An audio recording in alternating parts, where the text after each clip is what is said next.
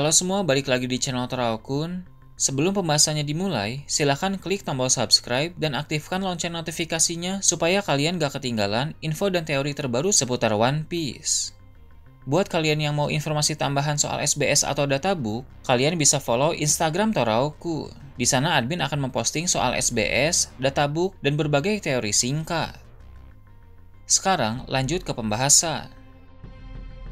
Melanjutkan cerita dalam chapter yang lalu, cerita dalam chapter kali ini dimulai dengan memperlihatkan keadaan di desa barat dunia matahari Elbaf. Diperlihatkan kilas balik beberapa saat sebelum kesatria suci yang merupakan kembaran Shanks muncul di hadapan Luffy. Di sana ada bajak laut topi jerami yang sedang berpesta dengan bajak laut Giant Warrior. Pesta tersebut masih berlangsung dengan sangat seru dan juga meriah. Kabar tentang adanya pesta itu tersebar ke seluruh desa sehingga memancing kedatangan banyak raksasa untuk ikut bergabung. Para kru bajak laut topi jerami sangat senang karena mereka bisa berinteraksi dengan beragam raksasa dan mereka pun merasa disambut dengan baik di tempat itu. Kita bisa melihat beberapa obrolan antara bajak laut topi jerami dengan para raksasa di sana. Ada seorang raksasa yang hobi mengoleksi senjata sedang berbincang dengan Zoro. Dia bilang Elbaf memiliki banyak pedang menarik dan para pendekar pedang tangguh sehingga Zoro tertarik dengan topik itu. Ada pula seorang raksasa yang berprofesi sebagai koki sedang mengobrol dengan Sanji. Dia memberitahu soal kualitas daging dan bahan makanan di Elbaf serta beberapa resep khas negeri itu. Di sini Sanji mendapatkan resep baru makanan khas Elbaf. Selain mereka, banyak pula raksasa yang mengobrol dengan para kru lain. Ada juga Usopp yang dengan bangga mengisahkan soal petualangan-petualangan yang telah dia lalui selama ini, tentu dengan tambahan-tambahan yang cukup berlebihan.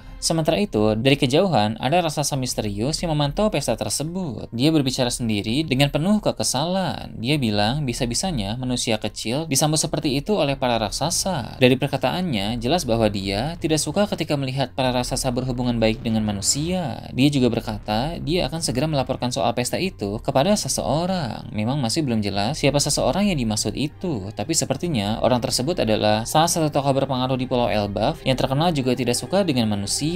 Seiring berjalannya waktu, kita memang akan diperkenalkan dengan semakin banyak karakter raksasa yang memiliki sifat serta kepribadian beragam. Ada raksasa yang terbuka untuk menerima manusia, tapi ada pula raksasa yang tidak suka dengan manusia. Jadi selain dua kesatria suci yang akan menjadi masalah bagi bajak laut topi jerami, ada pula dari pihak raksasa yang akan menjadi masalah bagi bajak laut topi jerami.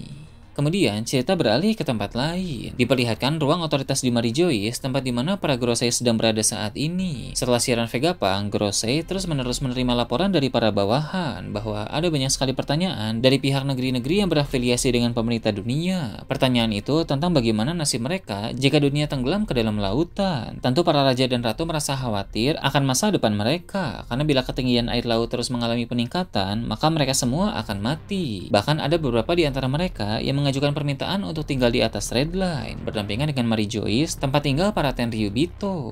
Jadi, mereka mau melakukan pembangunan negeri baru di tanah kosong wilayah Red Line sebagai persiapan bila nanti air laut naik. Tentu Gorosei tidak bisa menerima hal tersebut, karena tidak boleh ada orang lain yang tinggal di atas Red Line selain kalangan pemerintah dunia. Tapi Gorosei juga tidak bisa langsung menolak permintaan para negeri itu, karena nanti akan membuat situasi menjadi semakin tidak kondusif. Gorosei Warkuri bilang, kekacauan semacam ini memang tidak terhindarkan gara-gara siaran dari Vegapunk. Sang ilmuwan itu sukses memancing reaksi besar dari seluruh dunia dan membuat mereka menjadi kerepotan. Menurut Warkuri, sekarang pemerintah dunia harus segera mengambil tindakan terbaik untuk membuat publik menjadi tenang. Gorosei Mars pun menanggapi dengan berkata, cara pertama yang harus dilakukan sebenarnya adalah dengan mengendalikan berita. Mereka harus membuat koran mencetak berita baru yang mengatakan siaran dari Vegapunk itu adalah kebohongan. Tapi dalam 2 hari ini, Morgans tidak bisa dihubungi oleh pemerintah dunia, sehingga keadaan pun menjadi semakin rumit. Saat Mars berbicara soal ini, diperlihatkan kantor koran milik Morgans yang sedang terbang. Di sana ada Morgans yang tertawa di hadapan Vivi dan Wapol. Morgans bilang dia telah memutus kontak dengan pemerintah dunia untuk sementara waktu, karena dia yakin mereka akan mengintervensinya dalam membuat berita. Morgans paham kapan dia harus memberitakan kebohongan dan kapan dia harus memberitakan kebenaran. Dalam kasus siaran Vegapunk ini, bagi Morgans, kebenaran lebih menarik, sehingga dia tidak mau diganggu oleh pemerintah dunia. Kembali ke Mary Joyce, diskusi para Gorosei masih berlangsung. Jupiter berkata mereka harus mengirim CP0 untuk mencari Morgan dan memaksanya membuat berita sesuai keinginan pemerintah dunia. Selain itu, mereka juga harus mengirim utusan ke berbagai negeri untuk menyampaikan bahwa semuanya akan baik-baik saja, sehingga para raja dan ratu tidak perlu panik akibat siaran dari Vegapunk. Gorosei no Juro sepakat, tapi dia juga mengingatkan bahwa dalam hal ini, pemerintah dunia harus sangat berhati-hati. Mereka tidak boleh melakukan kesalahan karena nanti bisa memicu pemberontakan besar-besaran dari banyak negeri. Nusjuro tahu orang-orang yang panik bisa melakukan apa saja, sehingga pemerintah dunia harus bermain rapi. Garling yang kini sudah berangkat ke medan pertempuran dengan cara berteleportasi, ikut juga dalam pembicaraan mereka melalui telepati. Sekarang, Garling sudah bisa saling berbagi pikiran, penglihatan, dan pembicaraan dengan Gorosei lain dan juga Im Sama. Karena setelah dia diangkat menjadi Gorosei, Im Sama memberi Garling kemampuan itu. Garling berkata pemberontakan besar-besaran tidak boleh terjadi, karena nanti akan dimanfaatkan oleh pasukan revolusi. Untuk sekarang, demi menjaga situasi agar tidak semakin kacau, pemerintah dunia harus tetap merangkul negeri-negeri yang berafiliasi dengan mereka. Tak peduli walau akan memakai berbagai kebohongan dan manipulasi, negeri-negeri itu tidak boleh sampai lepas. Fokus Garling saat ini adalah menghadapi Dragon dan pasukan revolusi. Jika para negeri-negeri lain memberontak kepada pemerintah dunia dan mendukung pasukan revolusi, itu akan menguntungkan Dragon dan merugikan Garling. Jika pasukan revolusi bertambah kuat, itu akan sangat merepotkan bagi Garling. Jadi sebisa mungkin, jagalah hubungan baik antara pemerintah dunia dengan negeri-negeri lain. Garling pun tidak sabar menggunakan kekuatan barunya untuk melawan Dragon. Kekuatan baru yang Garling bahas ini adalah kekuatan yang diberikan oleh Im Sama. Garling yang sudah kuat sebagai kesatria suci ditambah kekuatan baru dari Im Sama khusus untuk para Gorosei membuat Garling menjadi lebih kuat dari sebelumnya. Garling berkata, jika Dragon memiliki kekuatan dewa, maka Garling telah mendapatkan kekuatan iblis sejati.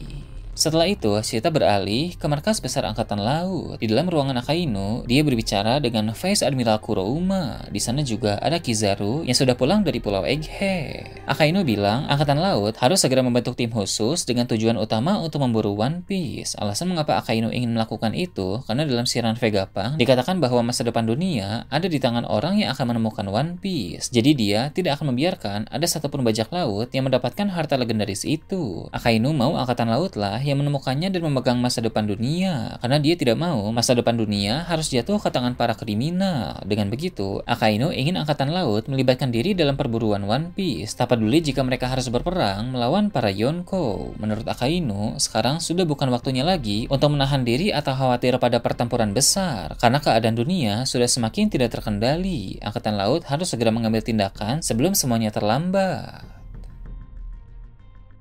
Kurouma yang merupakan direktur investigasi angkatan laut pun bilang, untuk ikut serta dalam perburuan One Piece, maka langkah pertama yang harus dilakukan adalah mengambil Rod Poneglyph. Dia yakin sebagian besar dari para Yonkou telah memiliki beberapa salinan Rod Poneglyph, namun masih ada satu Rod Poneglyph yang belum dimiliki oleh Yonkou manapun. Itu adalah Rod Poneglyph terakhir yang dipegang oleh sosok misterius yang dikenal sebagai pria dengan bekas luka bakar. Berdasarkan informasi yang ada, pria tersebut memakai kapal hitam dan memiliki kekuatan yang besar. Keberadaannya pun sangat misterius, sehingga tidak mudah untuk ditemukan. Akainu menanggapi Kurouma dengan berkata, angkatan laut harus mengerahkan intel terbaik mereka untuk mencari keberadaan pria itu. Jika sudah ditemukan, maka tim berisi marinir-marinir kuat harus dikirim untuk merebut Rod Poneglyph terakhir darinya. Kurouma pun segera mencatat apa saja yang Akainu katakan dan siap untuk menjalankan perintah dari sang Fleet Admiral itu. Kemudian Akainu bilang, perburuan One Piece mungkin akan menjadi langkah terbesar angkatan laut di bawah kepemimpinannya saat ini. Maka mereka harus bekerja dengan maksimal dan tidak boleh ada kesalahan. Akainu pun menegaskan, dia sendiri yang akan menjadi pemimpin tertinggi dari misi untuk memburu One Piece ini. Sedangkan para pemimpin pasukan atau para eksekutif dari misi ini harus terdiri dari para marinir terbaik yang masih aktif. Ketika Akainu mengatakan hal tersebut, muncul panel-panel yang menampilkan para marinir aktif terbaik saat ini. Pertama, Tanto Fleet Admiral Akainu. Kemudian ada pula 3 admiral yang terdiri dari Kizaru, Fujitora, dan Ryokugyu. Lalu ada beberapa vice admiral terkuat seperti Momo Usagi, Tokikake, Onigumo, Momonga, dan beberapa orang lain. Bahkan di antara mereka pun ada 2 siluet misterius. Sepertinya 2 siluet itu merupakan marinir yang juga didapat dari program wajib militer. Karena kita masih belum tahu selain Fujitora, Ryokugyu, Momo Usagi, dan Tokikake, siapa saja orang-orang yang berhasil direkrut dari program tersebut. Dari panel-panel ini, tidak ada Garp, Sengoku, dan Suru. Karena Garp masih ditahan di Pulau Hachinosu, sedangkan Sengoku dan Suru sedang bersama pasukan Sword dalam misi menyelamatkan Garp. Terakhir, cerita beralih ke wilayah langit di Elbaf. Di sana ada Lilith yang sedang terbang menunggu senjata kiriman dari Vegapunk gabungan. Lilith menunggu senjata itu untuk bisa melawan kesatria suci wanita yang kini sedang menyerang perpustakaan burung hantu. Robin, Chopper, dan Bunny masih menghadapi kesatria suci wanita itu di perpustakaan tersebut. Sambil menunggu, Lilith pun mengingat kembali percakapan antara Robin dan Sal beberapa waktu yang lalu. Mereka berdua sempat membahas soal dampak dari siaran Vegapunk di Pulau Egghead. Walau baru 2 hari berlalu sejak siaran itu tersebar, tapi berita terbaru mengabarkan bahwa siaran itu sudah membawa implikasi yang serius. Sao bilang reaksi dan aksi dari orang-orang memang tak terhindarkan usai mereka mendengar siaran tersebut. Informasi mengenai dunia yang berpotensi tenggelam ke dalam lautan dan masa depan dunia yang ada di tangan siapa yang menemukan One Piece merupakan berita besar, sehingga wajar bila menimbulkan keterkejutan dari publik. Lilith pun bersyukur Vegapunk yang asli sempat mengumumkan soal fakta itu ke seluruh dunia melalui siaran, karena jika yang menyampaikannya hanya klon Vegapunk seperti Lilith dan yang lain saja, orang-orang pasti tidak akan percaya. Tapi jika yang menyampaikannya Vegapunk yang asli, tentu orang-orang akan langsung percaya karena Vegapunk adalah sosok yang hebat di mata orang-orang.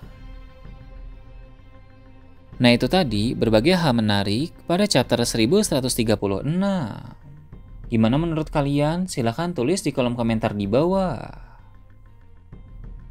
Oke, segitu aja untuk pembahasan kali ini. Jangan lupa like, share, dan subscribe untuk video menarik selanjutnya. Gue Tora Akun, Shambles.